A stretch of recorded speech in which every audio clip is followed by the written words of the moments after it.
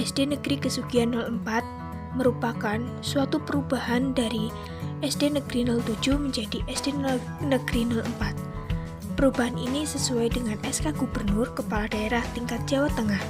Kondisi fisik sekolah masih lumayan bagus. Luas lahan mencapai 537,3 meter persegi dan jumlah ruangan 12.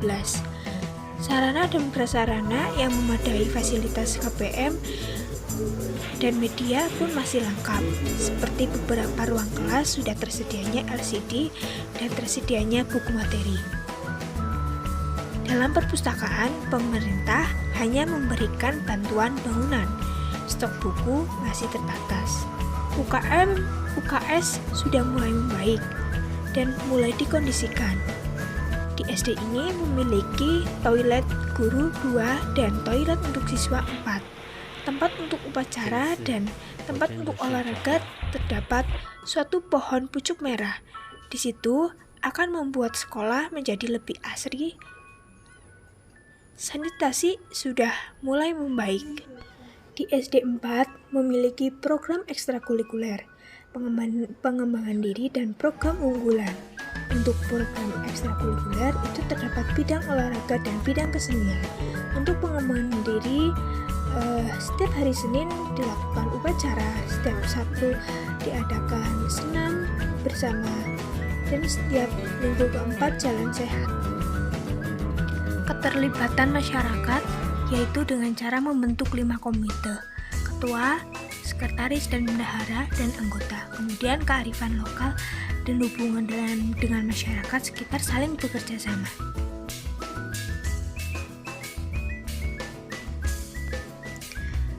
Gambaran umum sekolah SD Negeri Kesugihan 01. Dahulu, SD ini merupakan gabungan dari SD Negeri Kesugihan 02 dan SD Negeri Kesugihan 1. Karena lokasinya yang berdekatan, tapi dengan 2 nama lokasi sehingga gabung menjadi 1. Nama sekolahnya menjadi SD Negeri Kesugihan 01. Sekolah ini beralamat di Jalan Kemerdekaan Sugihan. Melalui media elektronik dan media cetak, informasi ini dapat disampaikan guru kepada orang tua atau wali murid.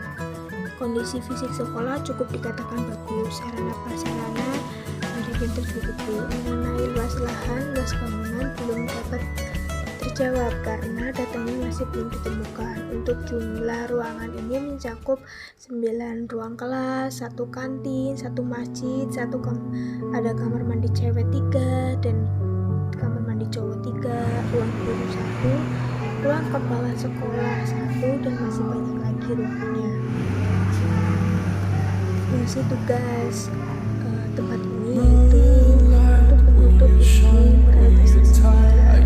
agar peserta didik dapat melaksanakan. Kemudian untuk kurikulum dan seterusnya, semua kelas sudah mampu dan kelas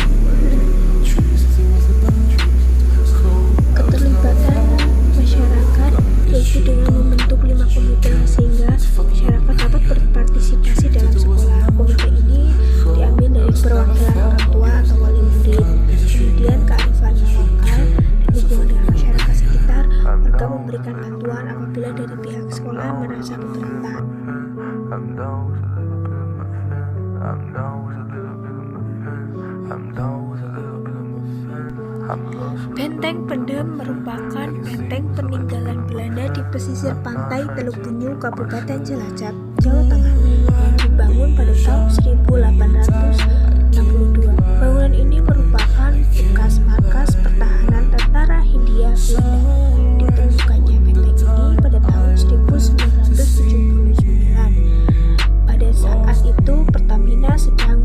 luas kilangnya, sehingga ditemukannya suatu bangunan dan bangunan tersebut dinamakan sebagai benteng pendem Cilacap. Keadaan ditemukannya benteng pada saat itu tertutup tanah pasir pantai dan tidak terurus. Benteng ini kemudian ditemukan dan mulai digali. Saat ini pemerintah Kabupaten Cilacap menjadikan benteng ini sebagai tempat wisata sejarah.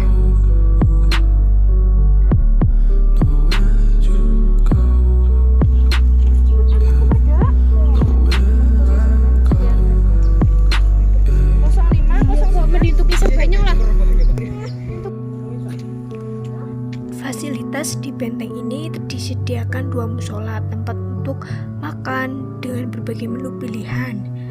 Kemudian terdapat gazebo, tempat duduk untuk beristirahat. Terdapat toilet. Fungsi dan tugas manfaat dari tempat ini dijadikan sebagai tempat rekreasi sekaligus tempat untuk pembelajaran atau observasi.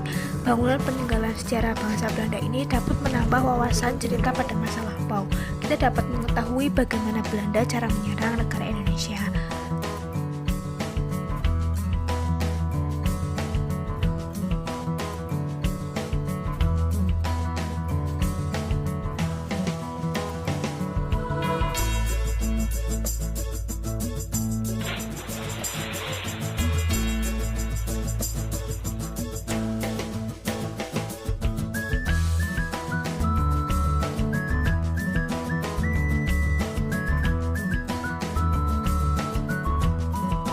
Hutan Payau pada tahun 1992 sampai 2000 merupakan hutan yang sudah terkenal di Cilacap hingga mancanegara. Pada saat itu, sebelum dijadikan tempat wisata, hutan Payau merupakan sebuah kolam yang berisikan ikan dan dikelilingi banyak tumbuhan payau. Pada tahun 2002, hutan Payau masih beroperasi dan masih banyak pengunjung yang datang. Hingga pada tahun 2003 sampai 2015, hutan Payau terbengkalai dan tidak terawat sama sekali, sehingga menyebabkan hutan mangrove mati dan tidak bisa dikunjungi oleh wisatawan. Pada saat bulan Maret 2015, hutan Payau direnovasi dan dirawat dengan baik oleh masyarakat sekitar dibantu oleh perhutani dan Pemda, dan kembali dijadikan sebagai tempat wisata hingga sekarang. Di tahun-tahun sekarang ini sudah mulai banyak wahana-wahana. Berbanding terbalik pada saat 2003 sampai 2015 yang mati tidak terawat. Kini hutan mangrove sudah mulai tumbuh subur dan dijadikan wisata yang cukup baik. Hutan Payau fungsi utamanya yaitu sebagai sarana tempat rekreasi. Selain itu digunakan sarana untuk pemancingan, untuk sarana terapi, bahkan sebagai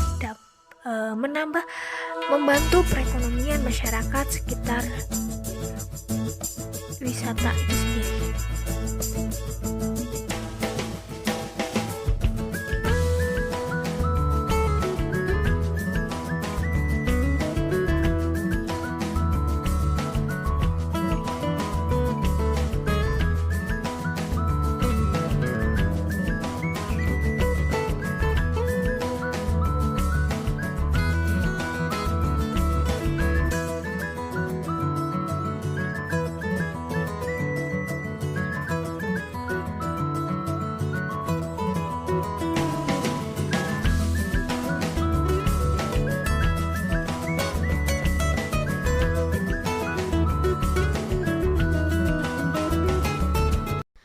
Dari kegiatan kuliah kerja lapangan ini sebagai mata kuliah yang memberi pengalaman spesifik di masyarakat dan di dunia nyata dalam rangka meningkatkan wawasan, pengetahuan, dan keterampilan mahasiswa. Kegiatan KKL ini dikelola oleh program studi yang melibatkan mahasiswa semester 4 yang dibimbing oleh dosen pembimbing. Melalui pengamatan atau observasi ketika KKL, mahasiswa akan melihat berbagai masalah serta cara menghadapinya.